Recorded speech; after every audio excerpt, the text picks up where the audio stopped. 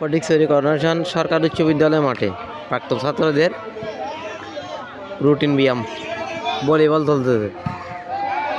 চলেন একটু ভোগ করি। এমনি আশেপাশে বাচ্চারা খেলতেছে, ওই যে চারিদিকে খেলা উরুস্তুল খেলা চলতেছে। প্রাথমিক বিদ্যালয়ের ছাত্ররা, মাদ্রাসার ছাত্ররা সবাই আসছে এখানে খেলার জন্য। চলেন ভলিবল উপভোগ করি।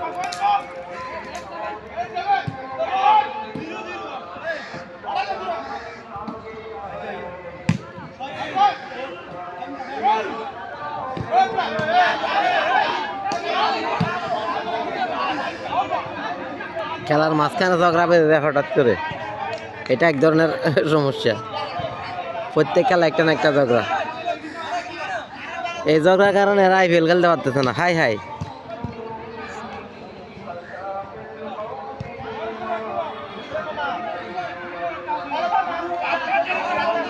আমার বেঁধে গেছে চিল্লা চিল্লি ঝগড়া। ঝগড়া হলে খেলা হবে না, শুরু করেন। এসবটা ঠিক হয় নাই।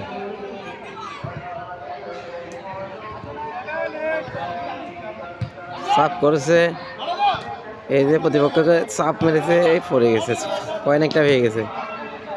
এই যে আবার নতুন করে স্টার্ট, পারে নাই।